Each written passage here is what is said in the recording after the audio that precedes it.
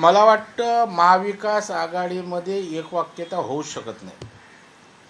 कारण शेवटी विचारधारांचा प्रश्न, जागा वाटपांचा प्रश्न, स्थानिक लीडरशिप यावर महाविकास आघाडी त्या ठिकाणी विस्कळीत होणार हे सांगण्याची आवश्यकता नाही. आता संजय राऊत साहेब राष्ट्रवादीच्या ऐवजी काँग्रेसचं प्रेम त्यांचं उठू जायला लागले. राहुल गांधी, सोनिया गांधी आणि काँग्रेसशी जवळीक जेव्हा शरद पवार साहेबांनी राजीनामा दिला तेव्हापासून झाले आणि म्हणून आज राष्ट्रवादीच्या विरोधात भूमिका आणि पावलं उद्धव ठाकरेंच्या शिवसेनेची पडायला लागलेली आहेत आणि त्याचंच प्रत्यंतर सामनामधनं त्या ठिकाणी आलंय. उद्धवजी ठाकरे साहेबांचाही आता शरद पवारांवर विश्वास राहिला नाही की काय अशा प्रकारचं यातनं ध्वनित होत आहे. पण भुजबळ असं म्हणत आहे डायरेक्टली की संजय राऊतांनी आम्ही बाहेर पडावं असं वाटतंय. मला वाटतं छगन भुजबळांच्याच मनात काय आहे ते त्यांनी स्पष्ट करावं. त्यांची भूमिका काय होती हे येणाऱ्या काळात कळेल. परंतु महाविकास आघाडीमध्ये राष्ट्रवादीचं भलं नाही अशा प्रकारची जाणीव राष्ट्रवादी व महाविकास आघाडीबरोबर जाऊन शिवसेनेची झालेली आहे आणि म्हणून ना घरका घाटका अशा द्विधा मनस्थितीत ते आहेत. आणि तशाच प्रकारे भुजबळ पण आज त्या ठिकाणी गोंधळलेल्या अवस्थेत आहेत. पवारसाहेबांचा झेंडा खांद्यावर घ्यायचा की अजितदादांची साथ द्यायची आणि त्यातनं संजय राऊतांवर ही आलेली त्यांची टीका आहे किंवा वक्तव्य आहे. नाना पटोले ज्या पद्धतीने म्हणतात की स्नेहल जगताप आहे उद्धव ठाकरेंनी एवढा महाडमध्ये सभा घेऊन पक्ष प्रवेश केला, मात्र या सगळ्या अगोदर सांगितलं होतं की स्नेहल जगताप यांना शिवसेनेमध्ये घेऊ नका, मात्र तरी देखील घेतलं गेलेलं. त्यामुळे कुठेतरी राष्ट्रवादी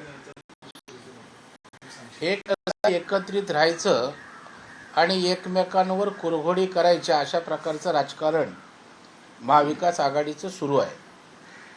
आपापल्या पक्षातली लोक महाविकास आघाडीतल्या घटक पक्षात जात आहेत, घटक पक्षाची लोक त्या पक्षात येत आहेत आणि मला वाटतं महाराष्ट्रातले अनेक प्रवेश बघायला पण राष्ट्रवादीची लोक शिवसेनेत आलेत, काँग्रेसची लोक आज उद्धव ठाकरेंच्या शिवसेनेत त्या ठिकाणी आलेत आणि त्यामुळे काँग्रेस संपवायचं आहे की काय, राष्ट्रवादी आणि उद्धव ठाकरेंच्या शिवसेनेने मिळून असा एक पडद्यामागे काही डाव आहे की काय आणि त्याचाच भाग महाडची त्या ठिकाणची काँग्रेसच्या स्नेहल जगताप यांना उद्धव ठाकरेंनी आपल्या शिवसेनेत घेऊन साधायचा प्रयत्न करतायत की काय. कारण राष्ट्रवादी काँग्रेसने सुद्धा भूमिका घेण्याची आवश्यकता होती की खरंच त्या ठिकाणी महाविकास आघाडी करायची असेल तर काहीतरी आचारसंहितेची आवश्यकता आहे. परंतु मला वाटतं ते दिशाहीन झालेले जशी गावाकडे ढोरं असतात तसं कोणाचा कोणाला मेळ नाही. प्रत्येक पक्ष आणि त्यांचे नेते हे त्या ठिकाणी दिशाहीन झालेले आहेत. कोणी काय करावं याचं ताळतंत्र नाही, आचारसंहिता नाही. त्यातनं हा राजकीय वैचारिक स्वैराचार अदलाबदल त्या ठिकाणी होताना दिसते. चित्रपट निर्माते केदार शिंदे यांनी एक ट्विट केलेला आहे, त्याच्यामध्ये उल्लेख केला आहे की भाजपकडून द केरला स्टोरीसारख्या चित्रपटाचं मोफत आयोजन केलं जाते, मात्र महाराष्ट्र शाहीरबद्दल कुठलाही राजकीय पक्ष बोलायला तयार नाही आहे. तर शाहीर, महाराष्ट्र शाहीर आहे नेमकं काय हे तरी नेत्यांना माहीत आहे की नाही? नाही, निश्चितच त्यांच्या भूमिकेचं आम्ही स्वागत करू. त्यांनी काही केरळा स्टोरीला विरोध केलेला नाही, परंतु अपेक्षा व्यक्त केले की ज्या शाहिरांचं या महाराष्ट्राच्या उभारणीत फार मोठं योगदान आहे, किंबहुना शाहिरी पोवाडा ही परंपरा जपण्यामध्ये त्या ठिकाणी शाहीर साबळेंचा अनन्यसाधारण महाराष्ट्राच्या सांस्कृतिक जडणघडणीत एक मोठा वाटा आहे आणि राजकीय उलाढालींमध्ये सुद्धा. आणि त्याच्यामुळे निश्चितच केदार शिंदे यांचं म्हणणं त्या ठिकाणी सकारात्मक अर्थाने घेऊन शाहीर, महाराष्ट्र शाहीरसुद्धा प्रदर्शित कसा होईल याची जास्तीत जास्त भारतीय जनता पार्टी आणि आम्ही महाराष्ट्र शाहीरप्रेमी काळजी घेऊ. सर, केदार शिंदे यांच्याबरोबरच भाऊ खराडेंचा टीडीएम चित्रपट सुद्धा असत आहे. त्यांनी सुद्धा रडलेलं चित्रपटगृहामध्ये आणि स्क्रीन मिळून दिली जात नाही अशा प्रकारचा आरोप केला होता. तो सुद्धा चित्रपटाचे सगळे निर्माते आणि कलाकार जे आहेत ते टेन्शन पाहायला मिळत आहेत. सरकार यावरती काही नाही, निश्चितच या ठिकाणी मराठी चित्रपटांना त्या ठिकाणी थिएटर मिळावं यासाठी भारतीय जनता पार्टी आग्रही राहील. सरकार, सांस्कृतिक मंत्री असतील, आमचे मुख्यमंत्री, उपमुख्यमंत्री या सगळ्या गोष्टीचा आढावा घेऊन प्राधान्यानं मराठी चित्रपटांना त्या ठिकाणी थिएटर मिळेल याची येणाऱ्या काळात दक्षता घेऊन कार्यवाही होईल. सर, आज कर्नाटक निवडणुकीच्या प्रचाराच्या तोफा थंडावत आहे. अशात राज ठाकरे यांनी सीमावर्ती भागातील लोकांना आवाहन केलंय की मराठी माणसांनी त्यांच्या अस्मितेसाठी सर्व मराठी उमेदवारांना एकजुटीने मतदान करणं गरजेचं आहे. आता त्यांचा काय तिथे उमेदवार नाही आणि त्याच्यामुळे कर्नाटकाच्या बाबतीत ते दुसरी काय भूमिका घेणार. काँग्रेसला मतदान करा सांगणार नाहीत, भारतीय जनता पार्टीला सांगत नाहीत. त्याच्यामुळे आता मराठी या विषयावर त्याने त्या निवडणुकीत आपलं काहीतरी स्टेटमेंट असावं म्हणून ती केलेली आहे. त्याच्यामुळे त्यांचे राजकीय नेते आहेत, पक्ष आहे, त्यांची ती भूमिका आहे. सर, मिठी नदीमध्ये भराव टाकून रस्ता बनवण्यात आलेला आहे, त्यामुळे कुठेतरी पाऊस सुरू झाल्यानंतर धोक्याचा इशारा वाटतोय. सुद्धा आक्रमक झालेले आहे. संबंधित कॉन्ट्रॅक्टरवरती काही कारवाई महाराष्ट्र म्हणतो. एक लक्षात ठेवा, एक आपल्याला मान्य करावंच लागेल. शिंदेसाहेब, फडणवीस साहेबांच्या नेतृत्वाखाली या राज्यात सरकार आल्यानंतर गेल्या 10 महिन्याच्या कालावधी मुंबईच्या संदर्भात अत्यंत बारकाईनं दोघंही लक्ष घालत आहेत. मुंबई स्वच्छ होते, बदलते आणि जी गटारं आहेत किंवा नद्या, स्वच्छतेची मोहीम मोठ्या प्रमाणावर सुरू आहे. आणि आपण म्हणताय त्याप्रमाणे अशी गोष्ट जर असेल तर त्याची दखल घेऊन पावसाळ्यापूर्वी 100% काम होण्याची काळजी शिंदेसाहेब, फडणवीस साहेबांच्या नेतृत्वाखाली, मार्गदर्शनाखाली आयुक्त आणि महापालिका घेत. पण त्या नदीच्या पात्रामध्ये भराव टाकून रस्ता तयार केला गेलेला आहे, हा किती मोठा धोका आहे? नाही, जर अशा प्रकारे नियमबाह्य काय झालं असेल निश्चितच त्याची चौकशी करून दखल घेऊन कार्यवाही करण्यासंदर्भात राज्य सरकार, महापालिका भूमिका घेईल. रुपाली चाकणकर ज्या महिला आयोगाच्या अध्यक्ष आहेत त्यांनी ट्विट केलेलं होतं. त्या पाठोपाठ खासदार सुप्रिया सुळेंनी ट्विट केलेलं आहे की एकंदरीत राज्यामध्ये, महाराष्ट्रामध्ये दर महिन्याला जवळपास 2000हून अधिक महिला आणि मुली बेपत्ता होत आहेत. गेल्या 3 महिन्यामध्ये 6000हून अधिक महिला आणि मुली बेपत्ता आहेत. आणि त्यांनी एकंदरीत गृह विभागाच्या आणि महिला व बालविकास विभागाच्या कार्यावर संशय व्यक्त केला आहे. मला वाटतं की हा विषय गंभीर आहे, त्याच्याविषयी दुमत असायचं काय कारण नाही. परंतु याच्यामध्ये भावना आपली स्वच्छ आणि प्रांजळ असायला पाहिजे. केवळ राजकीय अभिनिवेशातनं असणाऱ्या सरकारवर दोषारोप ठेवायचे. गृह खातं का अगोदर नव्हते का? गृहमंत्री अगोदर नव्हते का? अशा प्रकारच्या घटना कालच झाल्या का? त्याच्यामुळे तुम्हाला तर गृह खात्यावर बोलायचा नैतिक अधिकार पण नाही, कारण आपले गृहमंत्री जेलमध्ये जाऊन आले. त्यांचा कारभार महाराष्ट्राने, देशानं पाहिलेला आहे. आणि आपल्याला माहीत आहे की असणारे सध्याचे गृहमंत्री हे निष्कलंक आहेत, त्यांच्यावर कुठल्याही प्रकारचा डाग नाही आणि आपल्या कर्तव्यामध्ये लॉ अँड ऑर्डर सांभाळण्यात, मग तो कुठल्याही प्रकारचा असो, अत्यंत कठोर आहेत. आणि आपण एकंदर जर आकडेवारी बघाल तर त्या ठिकाणी त्या दिशेनं हे सगळे प्रकार कमी होण्याच्या बाबतीत, शोध मोहीम वाढवण्याबाबतीत राज्य सरकार त्या ठिकाणी ॲक्शनमुळे आलेलं आपल्याला दिसेल. विधान भवनाच्या अधिवेशनामध्ये आपण पाहिलेलं होतं की मोठ्या संख्येने मुली बेपत्ता आहेत असा दावा भाजपने केलेला होता. जितेंद्र आव्हाडांचं म्हणणं होतं की फक्त 3000 पर्यंत हा आकडा आहे. तर आता पुन्हा एकदा या आकड्याला दुजोरा मिळतोय, कारण 3 महिन्यामध्ये जर 6000 मुली बेपत्ता असतील तर त्याचा गंभीर पातळीवर जाऊन चौकशी करावी अशी मागणी तुम्ही करणार आहात? एका बाजूला आव्हाड अशा प्रकारचं मागणी करतात, आव्हान करतात. दुसऱ्या बाजूला आम्ही एक शंका उपस्थित केली की लव जिहाद सारखे प्रकरणं होऊन हिंदू मुलींना फसवून नेऊन गायब केलं जातंय की काय. अशा प्रकारची जेव्हा आंदोलनं उभी राहिली, संशय व्यक्त केला, तेव्हा यांच्या थोबाडाला कुलूप लावलं होतं. तेव्हा आम्ही हे राजकीय करतोय असं म्हणाले. परंतु मी पुन्हा एकदा ठामपणे सांगतो की अशा प्रकारच्या घटना होत आहेत. कारण काल 2 दिवसापूर्वी माझ्याकडे, मी नाव कोट करत नाही, मालाडमधले, मालवणीमधली एक त्या ठिकाणची हिंदू महिला आली. तिची मुलगी बेपत्ता आहे. तिला संशय त्या ठिकाणी आहे की मालवणीमधल्या अशा प्रकारच्या प्रवृत्तीने माझी मुलगी त्या ठिकाणी संमोहित झालेली आहे. ती त्या ठिकाणी बाहेर गेलेली आहे. चौकशी करण्याची मागणी तिने केली. ती त्या ठिकाणी अस्वस्थ आहे आणि त्यामुळे यामागे लव जिहादच्या माध्यमातून मोठ्या प्रमाणावर गायब होण्याचं प्रकरण वाढलेलं आहे. त्याची गांभीर्यानं सगळ्या पक्षांनी दखल घेऊन या विषयाकडे पाहिलं पाहिजे आणि म्हणून प्रमाण वाढतंय असं माझं स्वतःचं मत आहे. तर आज ईडीने न्यायालयामध्ये आरोपपत्र दाखल केलेलं आहे. साई रिसॉर्ट घोटाळा प्रकरणी सदानंद कदम यांच्यासह सोबतच अनिल परब यांना देखील या प्रकरणामध्ये सहआरोपी करण्यात आलं. नाही, मला वाटतं ईडीची त्यांची ती प्रक्रिया आहे. कायद्याला अनुषंगाने ईडीच्या चौकटीत ज्या ज्या कारवाया असतील त्या होणार आहेत आणि कायद्यासमोर कोणीच त्या ठिकाणी वेगळा नसतो. त्याच्यामुळे जी कायदेशीर ईडीची आपल्या संविधानाच्या चौकटीत कारवाई असेल ती होईल. त्याला कोणालाही सामोरं जावंच लागतं. हिंदी में जानना चाहेंगे, जिस तरह से सावना के संपादकीय में महाविकास आघाड़ी के आपसी मतभेद साफ तौर पे दिखाई दे रहे हैं, बीजेपी लीडर आपको क्या लगता है? नहीं, वो तो होने वाली ही है. एक देखो लीडरशिप का सवाल है. महाविकास आघाड़ी का लीडर कौन बनेगा?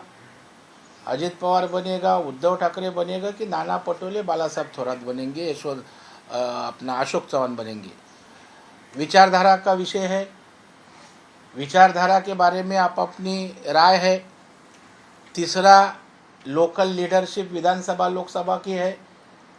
ऐसे ढेर सारे सवाल है. इसलिए आप देख रहे हैं कि अभी पवार साहब ने राजीनामा दिया, उद्धव ठाकरे का बयान आया नहीं.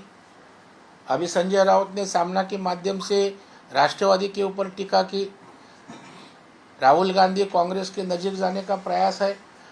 अभी महाड़ में जो प्रवेश हुआ, महाड़ के नगराध्यक्ष जो थी स्नेहल जगताप, कांग्रेस के वहाँ के एमएलए थे मानिकराव जगताप, लीडर जो कांग्रेस के जिलाध्यक्ष थे, उनकी बेटी है. उनको लिया उद्धव ठाकरे ने शिवसेना में. अद्वैत हीरे का नासिक में मालेगांव में हुआ. तो मुझे लगता है एक दूसरे के पार्टी के लोग ले रहे हैं, चुनाव लड़ रहे हैं. अभी उधर नाना पटोले बोल रहे हैं हम कांग्रेस की जगह लड़ेंगी.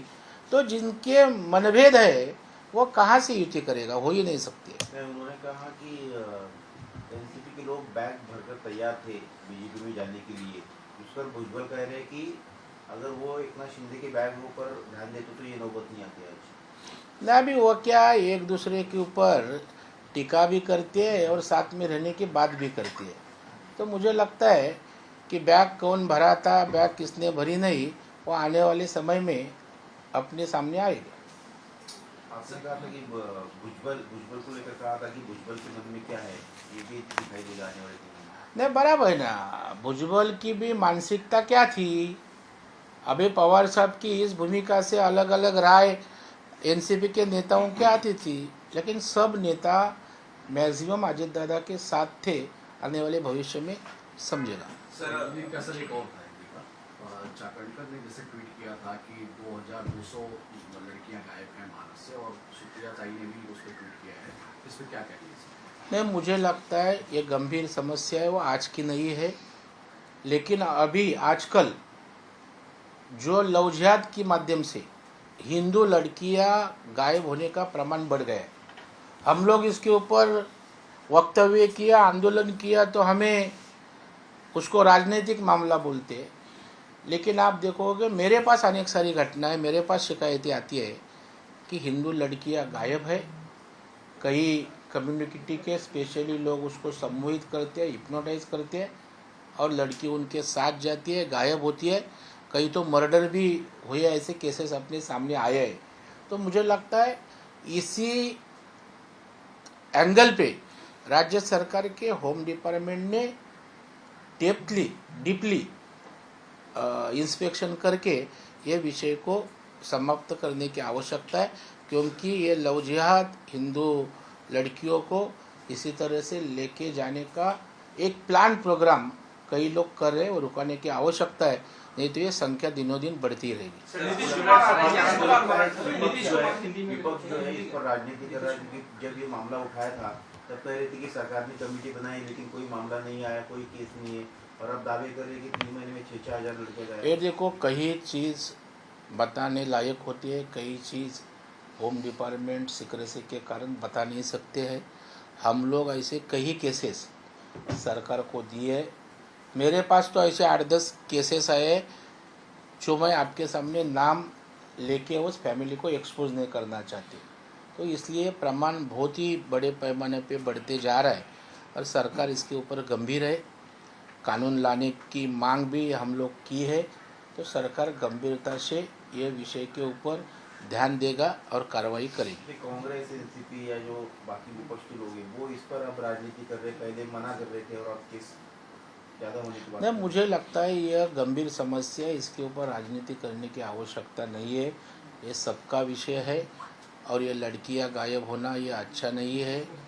इसलिए सब पार्टी मिलके सरकार को इस विषय में मदद करने की आवश्यकता है और ये विषय समाप्त करने की आवश्यकता है। एक बात है कि एक तरफ जो है महाविकास आघाड़ी के नेताओं में बन नहीं रही, कांग्रेस शिवसेना है, कांग्रेस एनसीपी है, शिवसेना आपस में जो है कई मुद्दों पर मतभेद सामने आ रहे हैं। दूसरी तरफ 11 मई को कहीं नीतीश कुमार मुंबई आने वाले हैं और उद्धव ठाकरे को और फिर शरद पवार इनको मिलने वाले, विपक्ष की एकता की वो बात करने वाले और उनको न्योता देने वाले। मुझे लगता है हमारे मराठी में एक कहावत है, तुझं माझं जमेना आणि तुझ्या वाचून करमेना। तो ये महाविकास आघाड़ी का ऐसा ही है, एक दूसरे को गाली देना, अलग अलग विचारधारा लेके इकट्ठा होने की बात करना, एक दूसरे के पार्टी के नेताओं को प्रवेश करके लेना, बाद में हर पार्टी बोलेगी हम ही चुनाव लड़ेगा।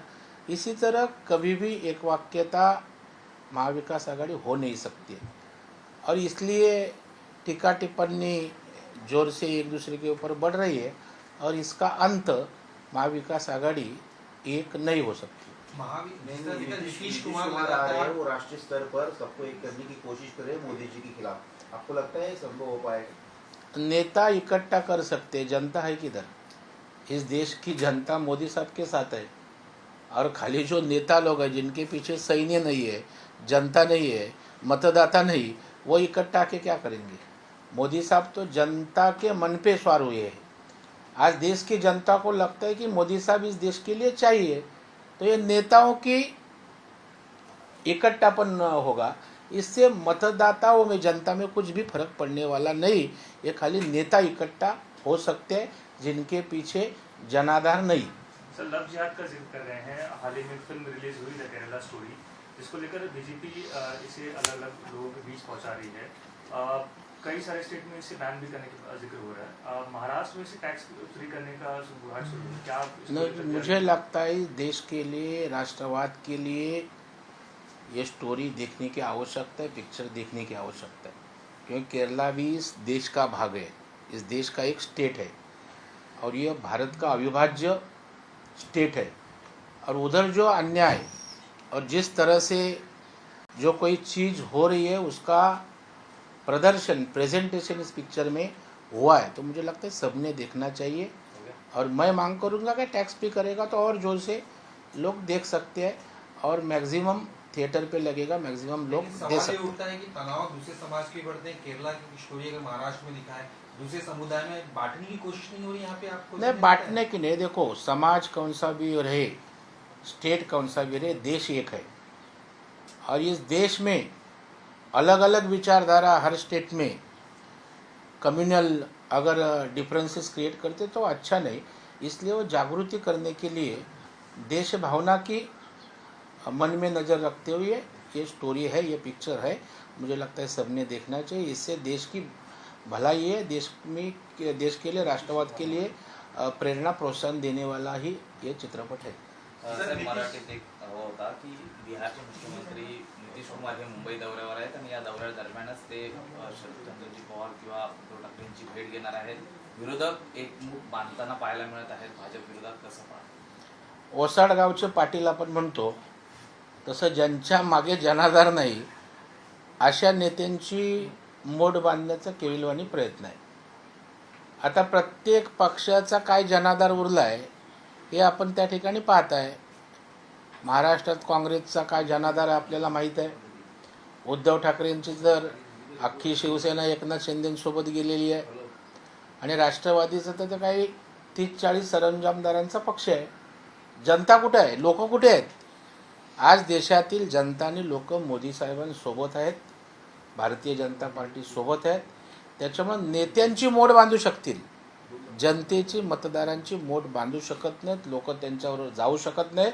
कारण मोदी साहेबांनी त्यांच्या या 2 टर्मच्या कालावधीमध्ये देशातील जनतेला विश्वास दिलाय, देश प्रगतीकडे नेण्याचा प्रामाणिक प्रयत्न केलाय, सगळ्या समाज घटकांना न्याय दिलाय आणि जागतिक पातळीवर त्या ठिकाणी एक स्वतःचं भारताचं वेगळं स्थान उंचाईवर नेण्याचं काम मोदी साहेबांनी केलं आहे. आणि त्यामुळे देशांना मोदी साहेब हवेत, देशातील जनतेला हवेत. आणि त्याच्यामुळं वैफल्यग्रस्त झालेली देशातील काही मुठभर नेते मंडळी नेत्यांची मूठ बांधतील, हाताला काही लागणार नाही. सर, साखर आयुक्तांनी राज्यातल्या 22 कारखान्यांवरती कारवाई केली की विना परवाना त्यांनी ऊस गाळप केलेला आहे. त्याच्यामध्ये 2 कारखाने जे आहेत ते माजी सहकार मंत्री आणि भाजपचे नेते हर्षवर्धन पाटील यांचे आहेत. त्याला 19 कोटीचा दंड आकारलाय. काय सांगाल या कारवाईकडे कशा प्रकारे? मला वाटतं तुमचा प्रश्नच चुकीचा आहे. कारवाई ह्या काय पक्षीय होत नसतात. भाजपच्या कारखान्याला वेगळी कारवाई, राष्ट्रवादीच्या वेगळी. नियम कायदा हा त्या ठिकाणी सहकार कायदा असो, साखर कायदा असो, कुठलाही सगळ्यांसाठी त्या ठिकाणी एक असतो. याचा अर्थ उलट आमचं अभिनंदन करायला पाहिजे की आमचा भाजपचा माणूस त्यामध्ये भरडला गेला तरी हे सरकार त्या ठिकाणी दुजाभाव करत नाही. त्याबद्दल आमचं ॲप्रिशिएशन पाहिजे. कायदा हा सगळ्यांना सारखा असतो आणि त्याच्यामध्ये जे चुकीचे असतील त्यांच्यावर कारवाई होत असते.